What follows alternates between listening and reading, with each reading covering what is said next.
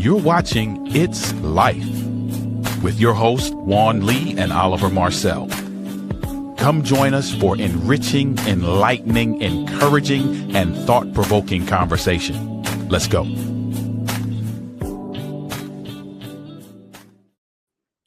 What's up, everybody? What's up? What's up? Hey. What's up, Oliver?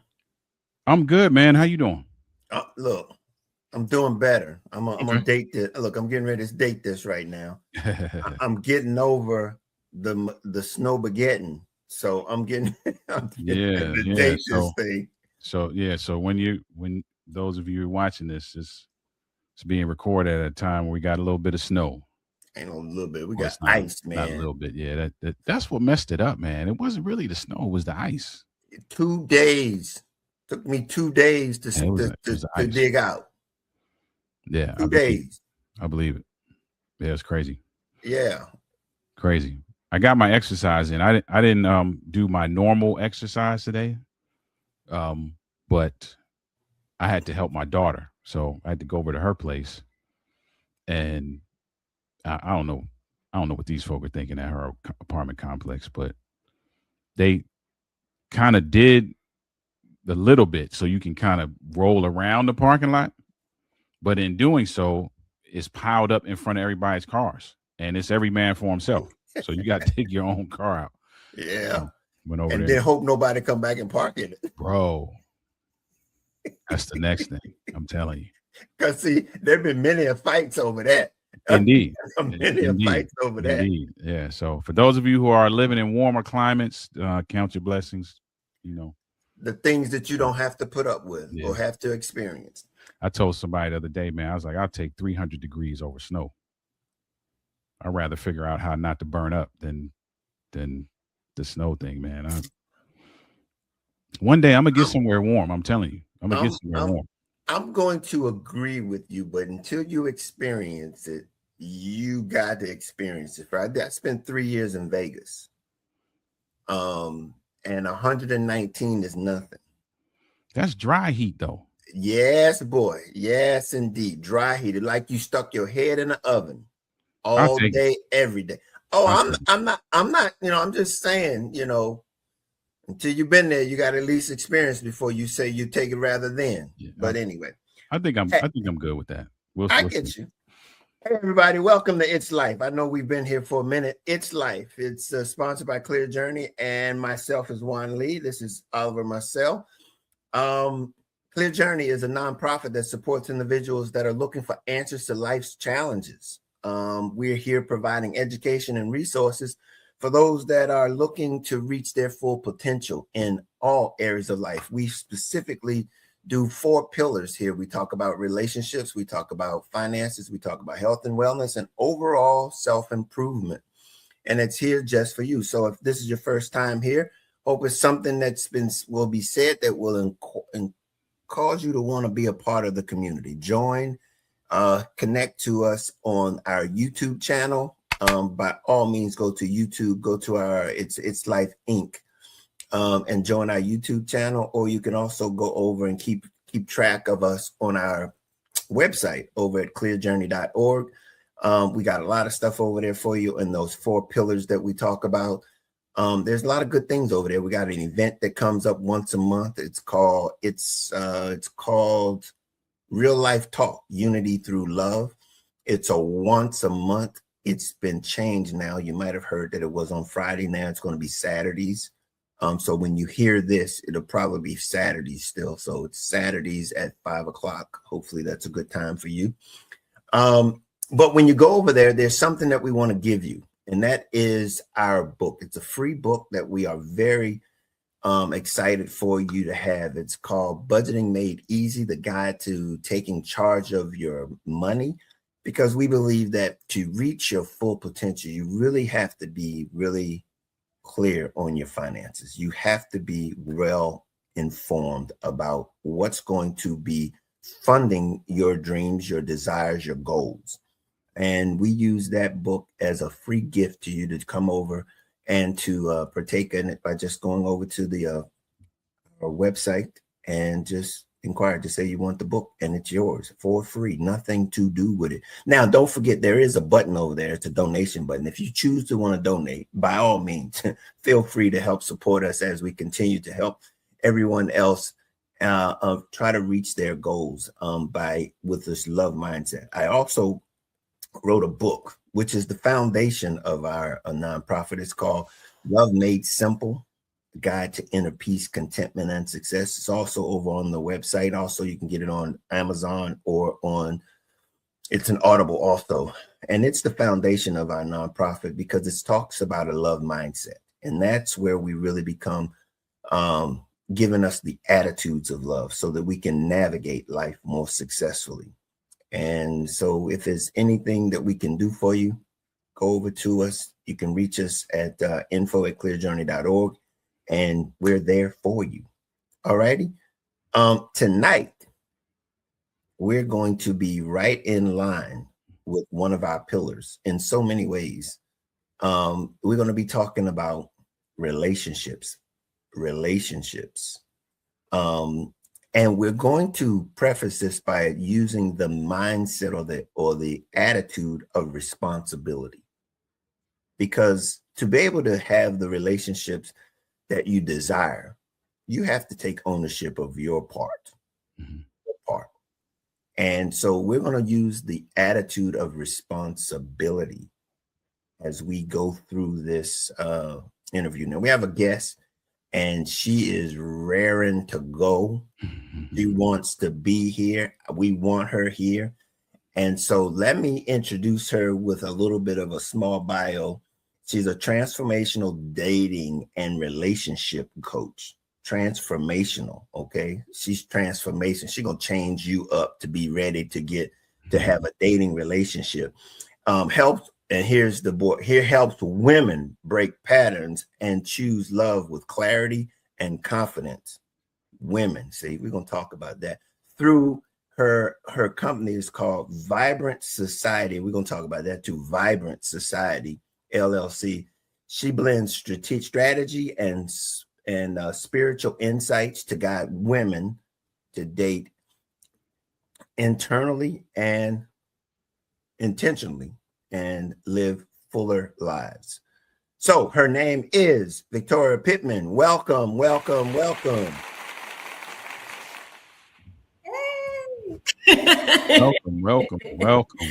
Well, thank you. I'm excited. Hey, well, welcome.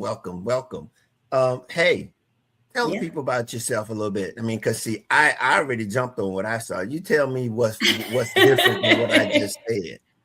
Well, I'm going to give a little bit of background about myself. So thank you for that beautiful introduction. So I'm the energetic force behind the Vibrant Society, and I come with 20 years experience in banking, finance, project management, as well as being a Christian leader. And I'm a certified life coach. And so what I do is combine all of those skill sets that I've gotten over the last 20 years so that clients or anyone that I come in contact with can feel that there's an environment for them to have an empathetic ear that can listen to them, some spiritual insight so that they can get some real breakthroughs, and strategy to actually get results. That's that project manager in me. I am originally from Metro Detroit by way of Charlotte, North Carolina, and I sit here in Houston, Texas. And I just love people. I love relationships, and I just love connection. So I'm just really happy to connect with both of you tonight. Well, okay, now, awesome. All right. Look, see, it's that sun that's down on you in Houston. Yeah. It's that 50 degrees. That 50 that tropical experience that she's experiencing, boy. We're up here trying to find the sun. We not used to all of this cold. The city not used to it. Listen, it got down to 32 degrees. We didn't know what to do. Yeah, that's bad for Houston. We'll be outside with no shirt on with 32 degrees out here. Yeah. That's funny, man. That's interesting how just different areas of the world, of the country and of the world experience life differently, just based on something as simple as weather, right? Yes. Yes, it does. Yes, it does. It's all about perspective, right? Absolutely. It is about perspective. That's what I Yes. said when I went out in that 9 degrees. I was like, it's 50. About perspective. I don't miss that 9 degree. You can convince Indeed. yourself anything you want. That's Hey. called delusion. It was cold. Not delusion. Yeah, that was cold. Ain't no need. You can That's talk right. yourself out of it if you want to. Mm-mm. I had to put a coat on before you know it. You be taking off clothes, thinking you taking the right thing. Yeah, it's 50 degrees out here, right? Mm-mm. Not in Houston. I got on a coat, hat, scarf. All right now. Well, look, I'm gonna kick this off. Let's do with it. just some little bit of insight. Tell us, before someone can truly find love, why do you believe that discovering yourself is more important step than what they actually are looking for themselves? Well, one of the things that I feel is that anytime it comes to a relationship, especially when you start thinking about marriage, it all starts with individuals, right? Your relationship or your marriage is only as good as your single life, right? And so, what I want folks to know is that single life is not about just waiting for yourself to be with someone, it's about becoming, right?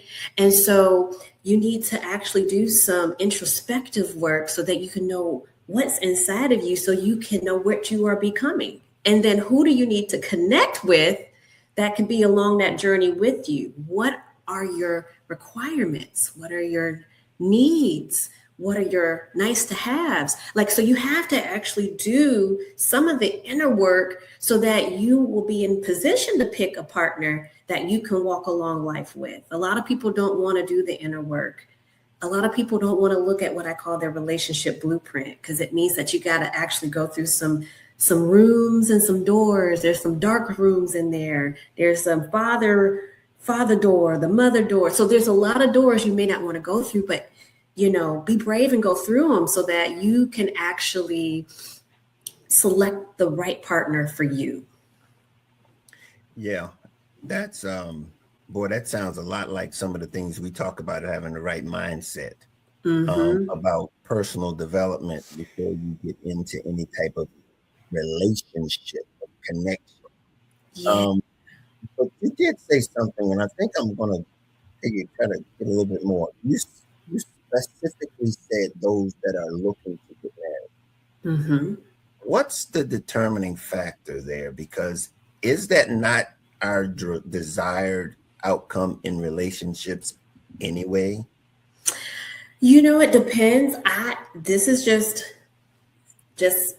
out there looking at the world today, looking at just different clients and different perspectives, is that there are people who do want to get married. They actually want to be in the institution of marriage and all that it comes with.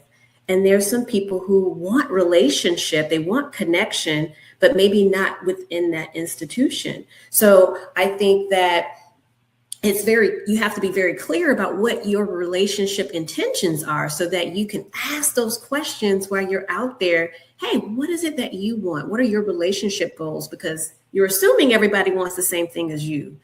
Everybody doesn't.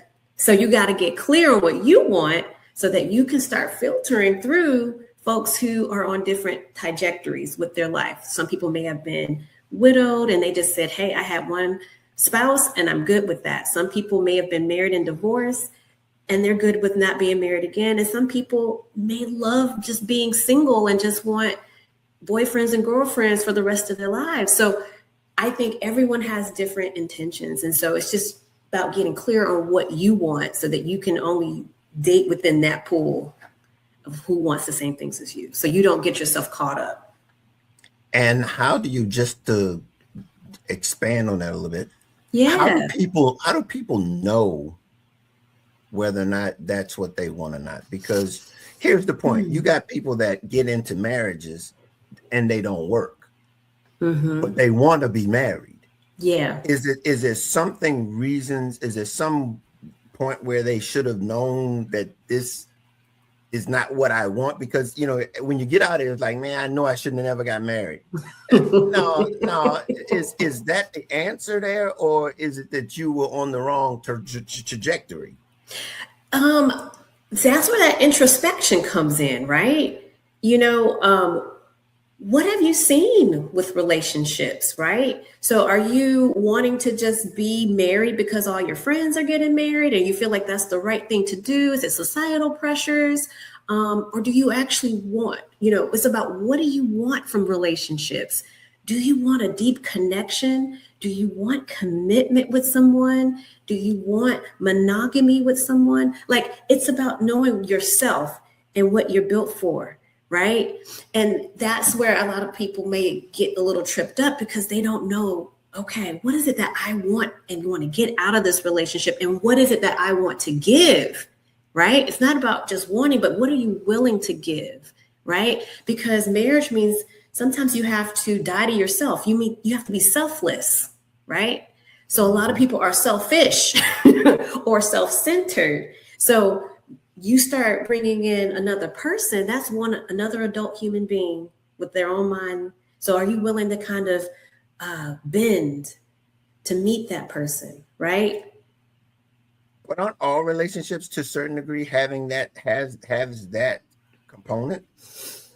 I think to some degree, right? I think marriage comes with an extra level of commitment, right? Depending on the perspective, right? So let's just take it from like just the government, right? The government, you then got before, you know, the powers that be, you signed a piece of paper that, hey, you and me, we rocking this out, we married under the eyes of the law, right? And if you are, you know, let's just take it from Christianity. So if you want to bring in a religious standpoint, and since that's the one I know, you know, you are making a covenant before a deity, God, right? Mm-hmm. So you have that component, and then you're in an institution, right? So there's different ways that you function in that institution. So those are the things that make marriage different. When you are in a relationship with someone or just dating, let's say dating, you're just getting information, you're getting to know someone, you have companionship. If we decide that this doesn't work for us, we have the ability to just walk away without any consequences. I mean, there's some brokenness, some disappointments, things that you may have to, you know, cycle through. But when you actually make that commitment through law or through a spiritual covenant, you know, that's a little harder to shake. So you might want to stick with that a little harder. You might want to actually work on that, saying, hey, let me just actually work on this with this person. And maybe I need to evaluate, where do I stand? How am I showing up? But with relationships and dating, it's kind of a promise. Hey, I promise to be faithful to you. But if I don't, you know, you're broken, but we can depart. Okay, now I'm not gonna ride that. Go ahead, Oliver. You got anything you want to say? Talk to me. I'm not gonna ride that because I'm like, hey, because I'll come back after Oliver here. Go ahead, Oliver. Well, I love it, and I said this before we started recording that I was gonna listen, but not that I'm not gonna say anything. But how you kind of started this with the question that you asked, Juan, was really looking at like some level of intention, right? And I was looking at your website. You talked about dating with intention, clarity, and confidence, right? The self-awareness piece. How much of that? You talked about what needs to happen ahead of time. Mm-hmm. How much of that is actually? How much of that does not come until you're actually in the dating process? So here's what happens. So when you do some of that pre-work, because you're not going to have it all together, because let me just state this before I get into it. Relationships, you know, when you're in a healthy one, it's meant to kind of, you know, if you're vulnerable and you're grounded, it's meant to kind of showcase maybe areas that aren't quite healed. There's some vulnerabilities. That's what it's meant to do so that you can get some healing, because there's only so much you can do in a silo. There's only so much you could do with maybe a therapist or a coach. Sometimes you have to actually get into a real life relationship so that you can discover like, oh, I thought I was healed from that. I am not. And so that's what relationships are meant to do. And so the great thing is when you do that pre-work, you're able to navigate your triggers with some maturity. You know what I'm saying? With communicating with your partner to say, hey, you know, this actually hurt me when you said that. And, you know, it had me feel this way. And I would love for us to talk about that. Instead of maybe just having an emotional response to the trigger. Mm-hmm. And your partner's like, whoa, what happened? Right. And so that's what I think some of the discovering you and the work that you're doing can happen when you're in that relationship. So when things come up, you can navigate them with grace. And sometimes you can't navigate them with grace, but let's have maturity about it to say, hey, I understand you. However that came out, I'm going to work through that. Do men and women, and Juan joked about this earlier with me asking my devil's advocate questions. This is not one, but okay. Do men and women approach that process? And I'm lumping all of that. The piece, the self-awareness piece, what happens once you get into the relationship. Do men and women approach that differently? I believe yes. Right. So why? It's because we're two different types of beings. Right. We're wired differently. We think differently. Right. Men, you know, and this is just broad strokes. Right. Mm-hmm. Men are more, you know, logical. Right. So their mind, I think of like a file cabinet where, hey, we had that thought. I'm going to file that away and keep going. Women are more, I call it like spider mind, where it's like a spider web. We can remember everything, what you did, all the things and all the connecting of the dots. And so that's why when we come into those places, a woman might say, on the 12th of December, you had on blue socks and you had that ice cream on and you said X. And he's like, I don't remember that, because he didn't have time to go through the file cabinet. Like, what happened? Right. So there's an approach. So sometimes the woman may come at a gentleman with all the information and the man has to kind of process it, maybe hear it. He's talking through it with you, but then maybe 2 days later, he wants to come back and says, hey, can we talk about that again? Because he didn't have a chance to go through all the files. So I think that's where it can, that's where I think what I like to call maybe relationship competencies is understanding how the opposite sex thinks, how they may respond. And women, like I didn't mention this, but we emote, right? So there may be some emoting.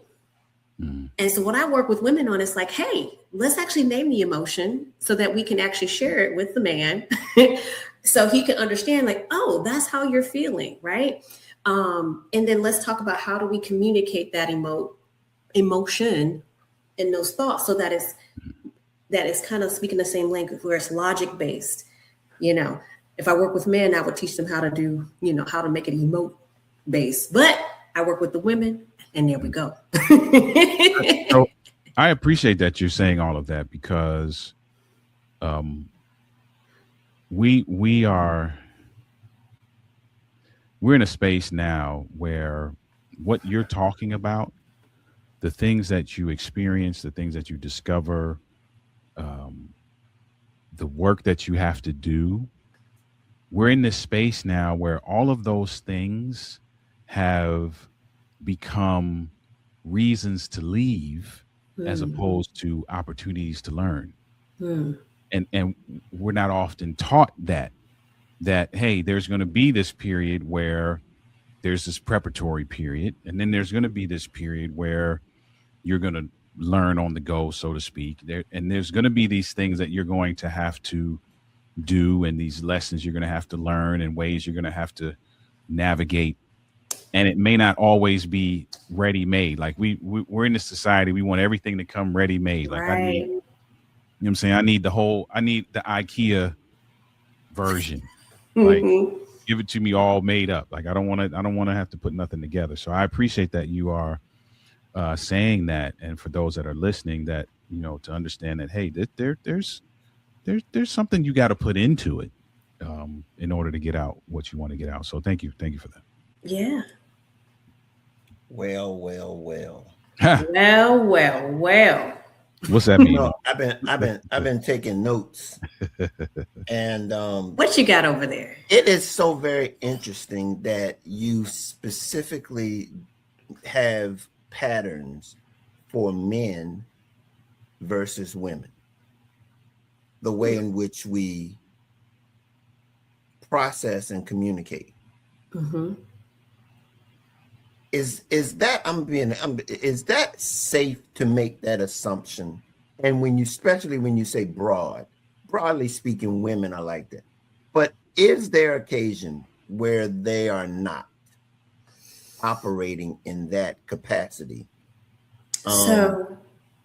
Okay.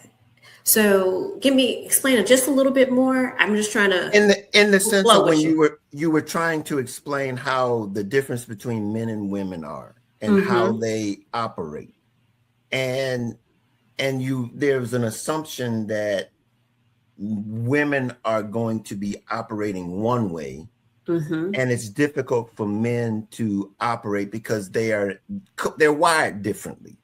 Yeah. Is it possible that you can see a woman wired like a man? Yeah. And a man wired like a woman? Yes. And so in the sense of being able to still navigate that without coming to a preconceived notion that all women are like this and all men are like that. Yeah. And I was just being very broad just for the conversation, right? Just so we can just in general, right? So I believe there's another layer I didn't put in there where it could be levels of femininity, levels of masculinity, right? We all have both the feminine and the masculine within, right? So there may be, let's just say, for example, there may be women who may be operating more in masculine energy, right? They assert, right? They're just more in the masculine space. There may be men who may be more in feminine space, right? I'm not talking about anything, you know. Got you. Yeah, but just that energy. So there is a layer of that, right? And so, something that, when I coach, one of the factors that I coach with women is how to kind of come out of some of that masculine space when it comes to how they manage the men in their lives, right? Because, when we work, because most of the women I work with are, high achieving women. And so sometimes in corporate spaces or institutional spaces, you have to have masculine energy so that you can be goal driven, assert, speak, do the things that are associated with that. But that part, we have to kind of bring in more feminine energy when you're working with and speaking with men, right? So let's say she doesn't have, a lovely coach like myself, and she's just going from home to being with her, partner. So it's like masculine here at the house, right? And so he might be masculine too, right? And so now we got two masculine folks trying to have a conversation. So that can be very interesting, right? If you can see if there's two men getting together, you can see there might be a little rise up, right? So what am I trying to say? What I'm trying to say is, yes, there are instances where that can happen, right? Or let's just say you have a feminine woman and maybe the man might be more on his feminine, in that moment, right? So you might have two feminine energies getting together. And so that can bring about some very interesting conversations. And you're like, okay, that's kind of odd. Why is he, coming at me like this? And you feel like you're talking to another woman, right? So that can happen, but I like to talk in broad strokes where let's just say we have a healthy version of a man that's in his healthy masculine, and we have a version of a woman that's in her healthy feminine.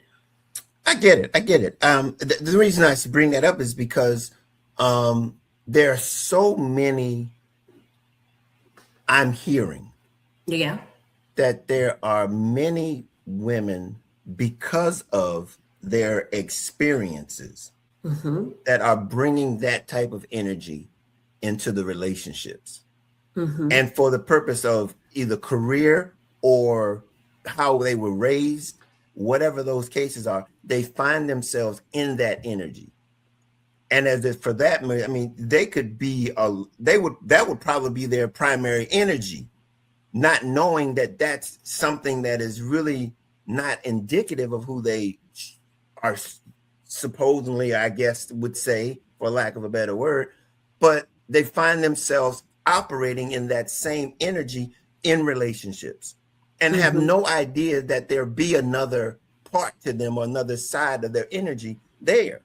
So that's the reason why I bring it up, because I've heard that there's a lot of situations where there's just this energy that there's not many of us are talking about. That is very true, because if you think about it, and this is just me again, just talking in big broad strokes, right? So we can just say, give or take 50, 60 years, and we're just talking about, United States, right? Most, if you look back into time, men were providers and protectors, and they were assigned to go out into the workforce. And let's just say women, your assignment was more domestics and children rearing, and these are the types of work that you can do. And even if you were a woman who could work, only certain jobs that you could probably get or take or be allowed to take in that society. So things were very polarized, right? Very role-based. And then now, if you kind of skirt through time, now we're in a time probably unlike any other, where now you have women who are allowed to, because of the laws and the changes and all the folks that fought for women's suffrage and all that, hey, we can go into the workforce and we can actually accumulate our own wealth, not through passed down or not through our husbands or our family members, our fathers. So you have that going on, right? So this is unprecedented. So now all we're doing now is it's okay. We're just trying to figure out, what does that look like, right? We haven't seen it before, right? We're just trying to figure out, how does that look like with relationship? How do we connect with a woman who not only is in her feminine, but she can be in her masculine? Men, same with them. You can not only just be in your masculine, but you can actually explore creative pursuits. So you're not forced to work at daddy's factory or daddy's job, but you can pursue, I want to be an influencer, right? I want to just do whatever I want to do. When before you had all these things where you had to provide, protect, and that's it. You can't explore anything else except this. So now men and women are just trying to figure that thing out. And that's okay. I think it's going to be a little messy until we actually get level set.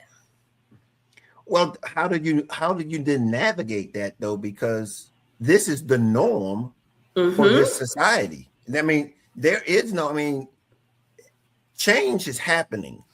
Constantly. And as a result, I think back to the pandemic, to be honest with you, when things just changed and many people were left behind. It was just like it pivoted, changed, and things just didn't return back. Just we're no longer doing what we used to do. And so normal is present, is what is normal. And so as you're dealing with relationships, what is the impact on that? What's the impact of that? Well, and I'm gonna answer your first question was, how do you navigate that, right? And then I guess the impact. So first question is, how do you navigate everything that's changing? So the way that you do that is, it's about information, right? What is the factory design of a woman, right? What is the factory design of a man, right? And I'm going to come from a Christian perspective, right? So I'm just going to come there, right? This is just healthy woman, right? This is an enhancer. A woman is an enhancer. She's an amplifier to men, right? Like whatever you do, she's a multiplier. If you give her something, she's going to give you 10 times more. She is an adapter. She can adapt to men, right? I just want you to understand, how did your creator design you, right? Society can change in another 50 years, but the design of a woman and a man doesn't, right? Men are visionaries. They're cultivators, they're teachers, they're providers. So it's getting down to the basics of what you were created to be, right? Mm-hmm. So there's a lot of men out here who don't have vision. They just out here, letting life flow any type of way. It's about getting connected to vision. Who are you? Where are you going, right? Women, same thing, getting connected to purpose, right? Even your own vision, right? That's why I had dream big, right? What are your dreams? What are your visions? Let's get connected to that. Who are you? When you get connected to that, even though things are changing, your design doesn't. Every baby born comes with that design. Yeah, there's some brokenness in there. Yeah, there's some things that happen in life. That's why we do to discover you, so that you can understand you, right? Understand how you may be triggered because of things that you had growing up. And when you understand these basic things, you can actually navigate society, even the waves and the changes, right? You know who you are, you know how you're designed, and you can follow that pattern with your own personality and flair, right? So you're not just going around just because this podcaster said this and that podcaster said that. It's about knowing the foundational blocks of what you were created to be, where you're going and who you are, and how you choose to navigate that. And so I kind of answered it. The impact of it is, when you don't know these things, then you are kind of going through like, hey, I'm listening to this, and I hear it from clients and just ladies who just want to talk to me. Hey, I'm listening to this podcast, or this person said this, they said that, this. If you keep going with every wind and doctrine, you're going to be confused, right? So get down to the basics of who you were created to be. Learn about what your specific design is. Learn about where you're going, and then you can learn, what to take in and what not to take in. Like that's great, but that's not for me. Or I really like what you're saying. I'm going to actually receive that. So that's my 2 cents, but I want to hear what y'all think about that. So this is a good conversation, and I think we probably need to have a sidebar conversation, because I don't want to take you down a tangent. I know that Juan probably has some questions, but I do want to ask this because what you're saying, I love what you're saying, because what you're talking about essentially is finding some level of harmony, right? Within who you are versus who you're called to be in a relationship. Now, how do you convey that to the alpha female, okay, who essentially hears this and is like, well, you want me to just go and be the submissive partner when I get home, and that ain't me. How does that translate? Because I understand what you're saying. Now I am playing devil's advocate. I understand what you're saying, but obviously you know this probably even more than I do, because you work with women primarily, correct? I do. In this day and age where we're there's a power dynamic that's based off of a lot of factors. I'll just choose one, being income, right? Or a power dynamic based off of, now we have kind of the beta male ideology as well, right? So for the alpha female that let's say you're working with an alpha female and you are getting her to understand, hey, there's some harmony here that can be achieved, so that the person that you are as CEO, CFO, C-suite executive may not be the person you are at home. Yeah. how do you get that person who's like, I'm not feeling that, because what I feel like you telling me is that I gotta live out Ephesians 5:21, and I ain't really feeling that. Well, here's what I would say to that. It doesn't really start with the woman. Okay. It starts with the man. Right? Don't go there. Yeah. Don't go there. Y'all want to talk about this? You need to put him on your first page then. Listen, we having this conversation, so let's get real. Because, there's a reason why maybe the woman isn't trying to submit, right? It's about, let's just start with the men. We're going to talk about men. It could be a partner, and we'll talk about the first man, her daddy, right? Okay. The man's role in that is to love her, right? To basically give up his life for her, right? Just like, and we're going to talk about biblical, right? If we're going to go biblical, let's go biblical, right? Because essentially, when God was creating humanity, he created a man, just one. He just said, hey, he put all that into one man because he's going to be the backbone of humanity, the society, all of it, right? And then he decided to create a woman. He didn't go back into the earth. He went into the man and took her and just, he basically did some cloning. He says, all right, she's going to be different. I'm going to build her there, right? And just like God is saying, hey, I created you and I'm giving all my love to you. I want to create you something that you pour in your love into, that you understand, that you're in charge for, that you protect and provide and love, just like I'm doing for you. Okay. So you're taking this alpha female, 9 times out of 10, was the men in her life, daddy, let's just say husband, are they fulfilling that role? Right? Or is there even a man fulfilling that role when she was growing up? Maybe, maybe not. We don't know. Right? So what am I saying is that, we're looking at this alpha female, but really we need to look at the men. If you're fulfilling the role of, hey, I am giving you this love, I am cherishing you, I'm understanding you, right? Then I feel provided for and protected. So then I can let down my guard, that I can trust you to take care of me. I can trust you to handle the things, and you're not looking to me to do it all, right? So that's where some of that apprehension comes from, because there's an imbalance that's happening, right? We're looking at the women, hey, alpha female, but really let's just look at the men. Hey, are you fulfilling that role? Are you submitted to somebody, right? Are you submitted to God? Or if you don't believe in God, are you submitted to something, right? So that she can feel like, hey, this is someone that I can submit to too. We all under submission, not just the woman. The man is too. So let's just start there, right?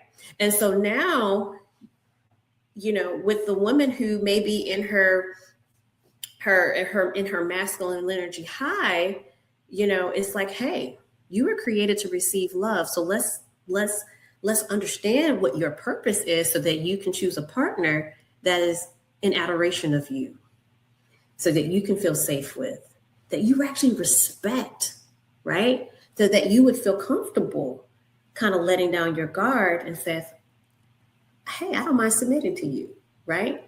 So that's where I would go there. And I'm welcoming the questions. I know I went there. So I asked that because I wanted you to go there, because okay.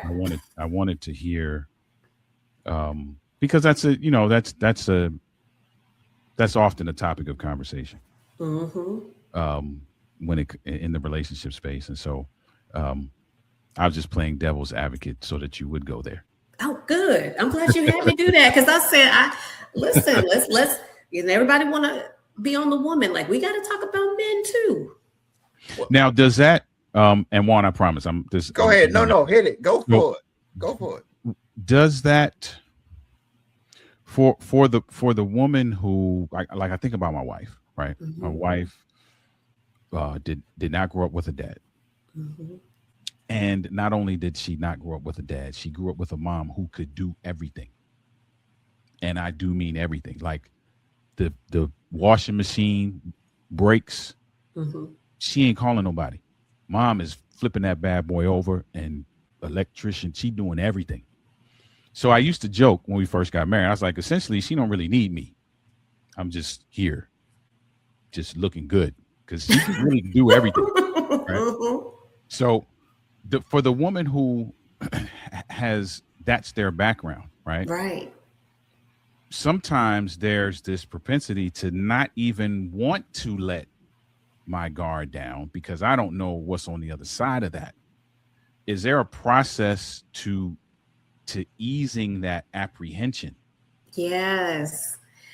Yes. It's about allowing the man to do for you. And it starts with small things. And that's what I work with women who are, really, like you shared, really, maybe self-sufficient.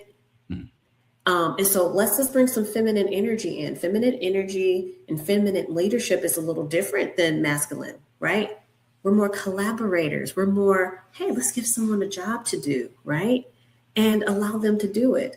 So for example, I have a client where she's always trying to do, I said, hey, it seems like he enjoys bringing you fulfillment. So why don't we just let him bring you food and don't feel like you got to go bring him food, right? So why don't we just relax a little bit and let him do a small thing for you because it brings him joy, right? So what I do is we start off with little things and just allowing someone else to give to you and be okay and to receive that and say thank you and don't feel like you have to go and try to match him. Relax. And so we start off with the small things and then we start to go into bigger things, right? So we start off small, then we go to a medium size, then we go to a bigger size, and then we look at our partner to say, hey, if this is a love tank and a trust tank, look, we've allowed it to fill up, right? So then maybe we can relax a little bit and just see what happens as you flow with this man. So that's the process. Allow someone to do for you and then give him jobs. Hey, oh man, I'm really tired. Do you mind driving us to the movies? Yeah, right. And let him do it. And, most of the time, the man is happy to. He just wants to be, I tell him like, hey, most men just want to help. They want to feel of use. So allow them to do it. I mean, we're not going to use the man, but sometimes they just want to know like, hey, do you need me? Yes, I do need you. And thank them when they do it. So that's the small things that I work with some of my clients about. It's just about allowing and trusting with small things so we can get to bigger things. I like it. Just to piggyback there, are you talking about people that are in relationships that you coach, or are you talking about people who are desiring relationships that you coach? So, yes. So most of the women that I talk to are single and dating, right? So they could be just getting to know someone, right? And so we're navigating that. They could be totally single and they might go on a date with gentleman 1, gentleman 2, gentleman 3, right? We can still do that technique with, even if you're just single and you're getting to know someone with just small things where it's like, hey, allow him to get, open your door. Allow him to, get you small tokens of affection, right? So you can do that whether you're in relationship or in a marriage. I've actually coached a woman who was married and she was trying to really get with her entrepreneurial journey, but she found that she was having some troubles with the husband kind of supporting her. And I said, I think he wants her to do everything, or she feels like, hey, I'm doing everything. I'm working. I got my side business and no one wants to do anything at home. I said, you need to give the men jobs. You got 3 men in the house, your husband, 2 kids, 2 sons. Let's start with food. Let's just give everybody a night to cook, even the little one, whether he just ordering pizza or whatever.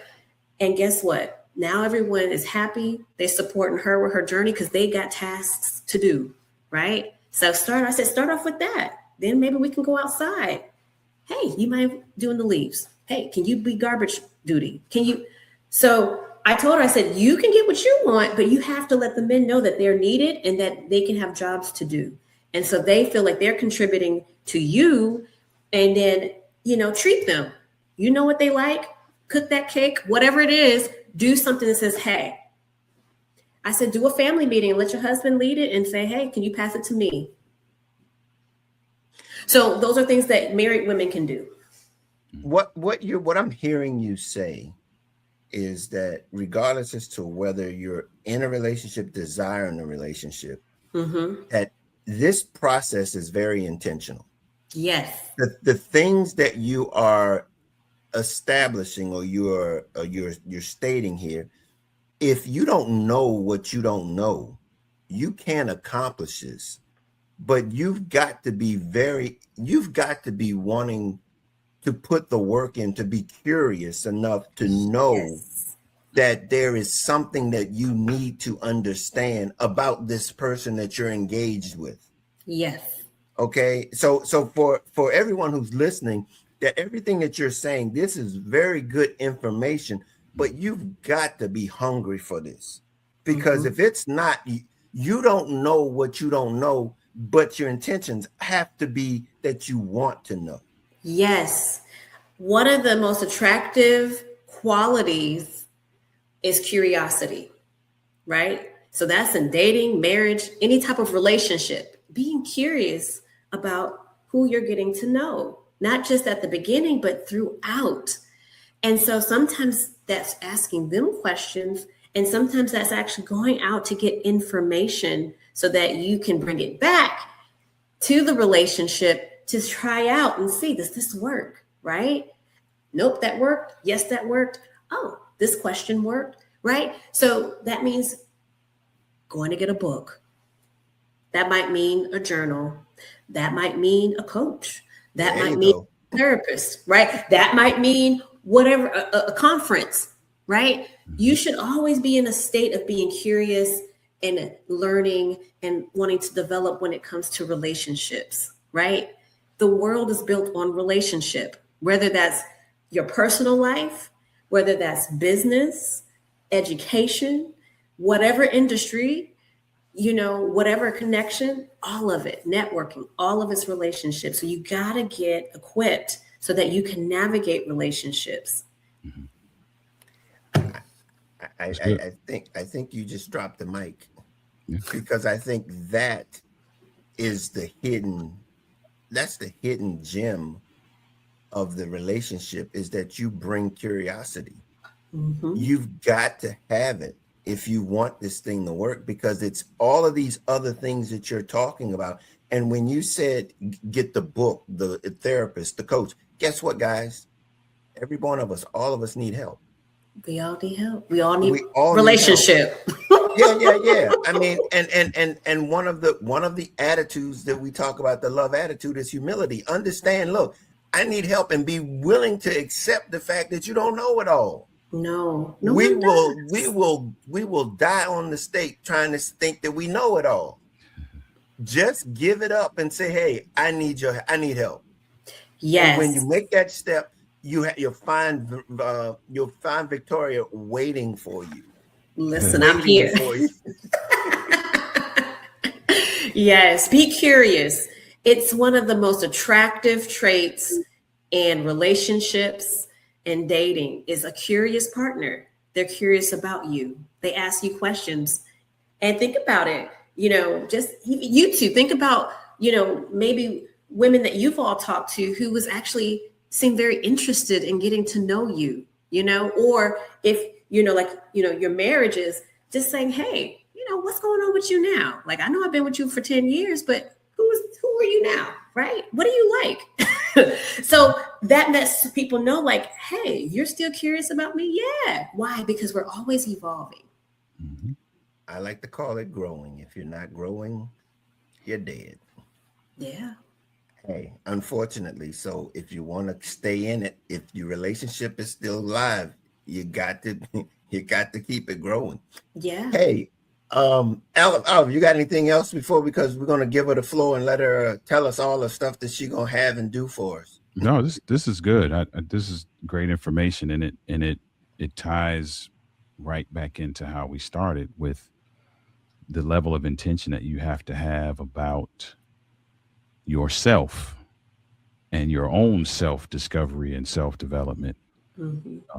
as you prepare for this journey, and then understand that that preparation is not it's something a guy told my wife and I this years and years ago, and it stuck with me. He said that people often equate getting married to reaching the pinnacle of Mount Everest Mm. when you've actually only arrived at base camp.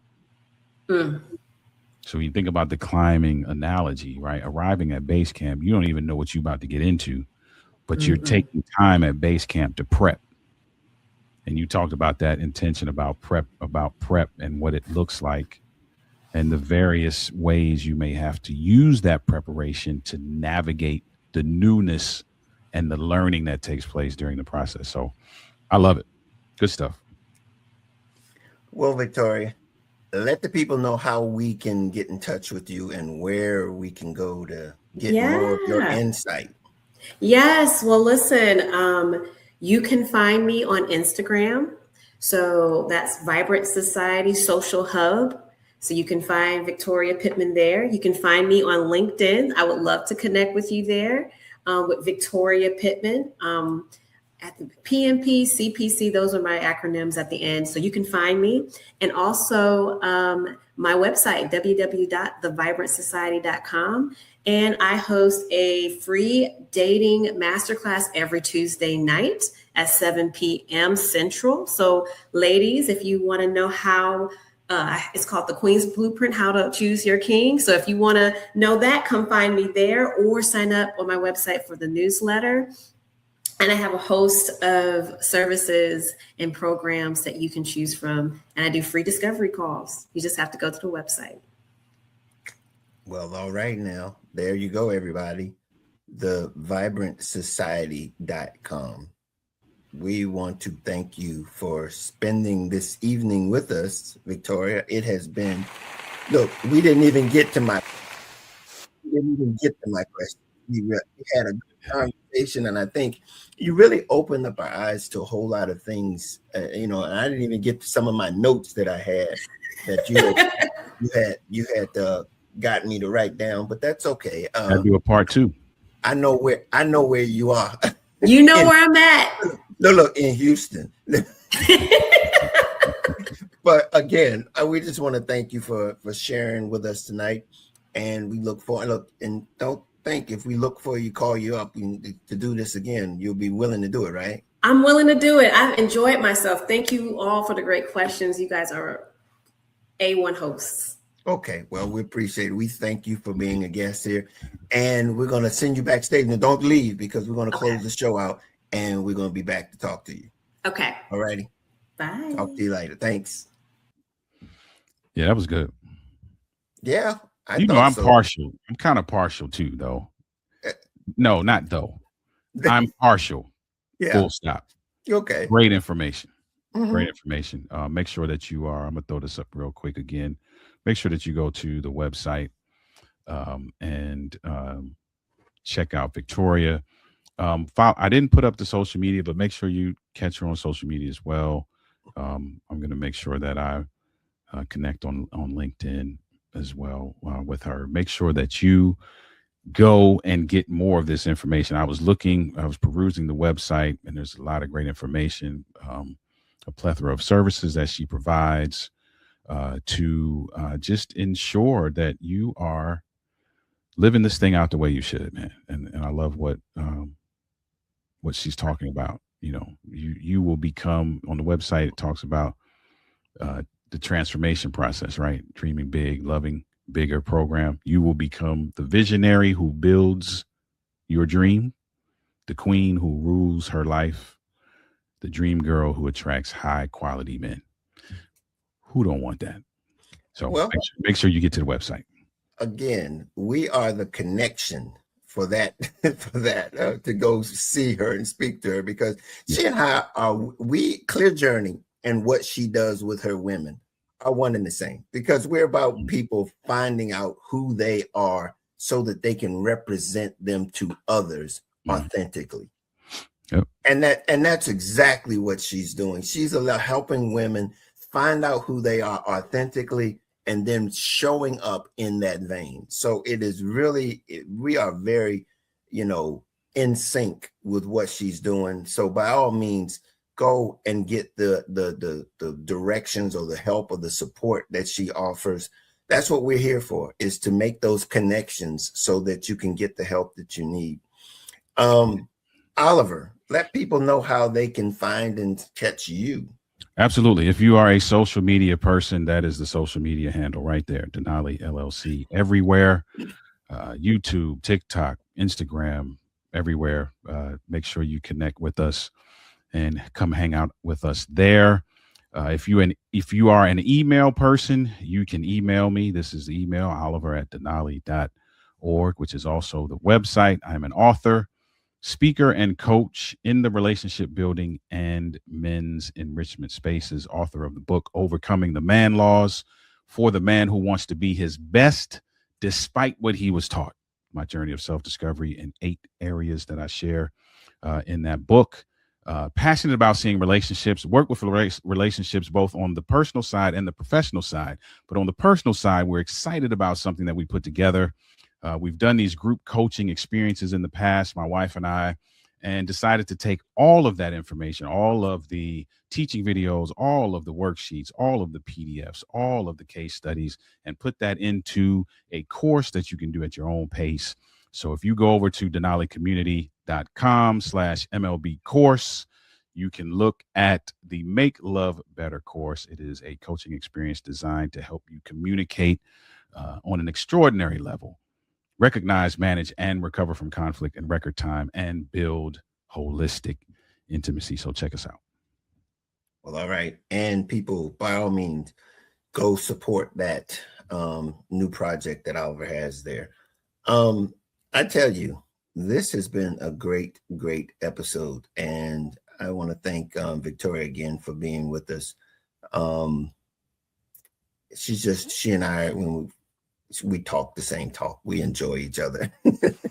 So as usual, we have nothing else to close this out with, but with our normal saying, and that is that we don't change life. We just help you navigate it clearer. So until next time, guys, we'll see you then. Later.